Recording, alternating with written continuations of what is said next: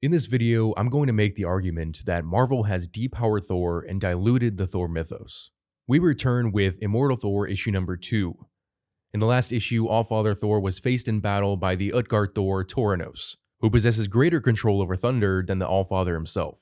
But before we delve back into that battle, the comic opens up with a young Odin sacrificing his eye to the world tree Yggdrasil in exchange for wisdom. This is a story as old as time, one that's been told multiple times in Marvel Comics. It's a story adapted from Norse mythology but presented here in an updated version. Traditionally, Odin was depicted as an old man when he sacrificed his eye, but in this version he's young and bears a striking resemblance to Thor. Originally, Odin sacrificed his eye to the being Mimir to learn how to prevent Ragnarok. This was in Thor issue number 274 in 1966. This was the version initially depicted in Marvel Comics but has evolved over time. In the Mighty Thor issue number 7 from 2011, Odin gave up his eye to learn how to stop his brother Kol the Serpent. In the Mighty Thor issue number 18 from the same year, Odin lost his eye during the Aesir Vanir War, and so on. The retelling implies that Thor will have to make his own sacrifice, perhaps for wisdom or a different form of power. For your knowledge, Thor has already made a significant sacrifice for wisdom, giving up not just one eye but both of his eyes as well as his life. This took place in Thor issue number 83 and 84 from 2004. But as mentioned in this issue, he has to face a different kind of sacrifice than his father's. Returning to the battle between Thor and Toranos, Thor is channeling nearly all his Thor force into his lightning bolts, but they seem futile. Toranos hurls what appears to be the Wheel of Fate at Thor. Whether or not this is the Wheel of Fate for all reality remains uncertain. It's possible that Toranos is exaggerating or that it represents fate solely for the Norse gods. Realizing that all his power isn't enough to defeat Toranos, Thor decides to delay the Elder God's attack by using an ability he rarely employs anymore, the power to open portals with Mjolnir. Augmented by the Thor force, Thor banishes Toranos to the far shore of eternity. Thor understands that Toranos will return to hunt him down, and facing the Thor sleep after expending most of his power, he retreats to the gray area of the moon.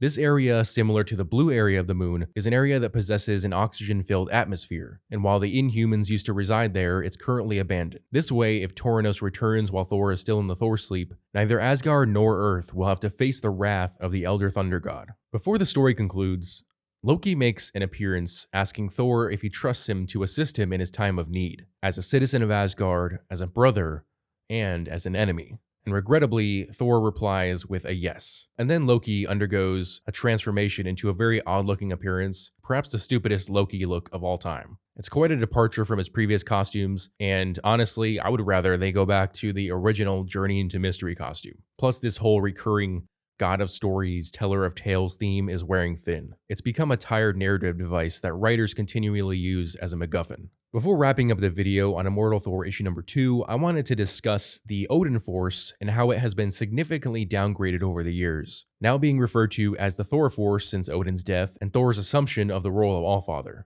However, it's not Thor's first time wielding this power. When Thor returned to Marvel Comics under J. Michael Straczynski, he held the position of Allfather due to Odin's demise and harnessed the Odin Force. Thor employed the Odin Force to bring Asgard to Earth, staging it in the state of Oklahoma. He resurrected the Asgardians, and even defeated his grandfather Bor in one-on-one combat. Going back in time when Odin used to wield the Odin Force, it was portrayed as being considerably more powerful. So why is it that Thor appears exhausted after a single fight? Even if Utgard Thor matches Galactus in strength, Thor and Toranos didn't battle on the same scale as Odin and Galactus did. It's unfortunate that now that Thor has truly become the Allfather and gained the Thor Force once again, it seems to have been depowered. The comic really emphasizes that the Odin Force, now the Thor Force, and the toll it takes is the sacrifice that Thor has to face. They portray the Odin Sleep as more of a curse than an annoying necessity. For reference of its power, Odin once effortlessly recreated the Bifrost with a wave of his hand, yet Loki had to rebuild it with his magics. It raises questions about Marvel's tendency to depower heroes like Thor, ultimately weakening the entire Marvel universe. Every new writer seems to want to introduce their own villain, invariably the biggest and baddest, necessitating the weakening of all existing characters. However, this isn't the only approach that they could take. Successful Superman writers, for instance, challenge Superman's character rather than merely diminishing his physical abilities and by extension the physical abilities of his former enemies. Thor's character development, including breaking the Ragnarok cycle and reconciling with his father in the early 2000s, has regrettably been undone in recent years, allowing new writers to introduce derivative stories. Remember Gore the God Butcher? He was portrayed as the most significant threat to the gods,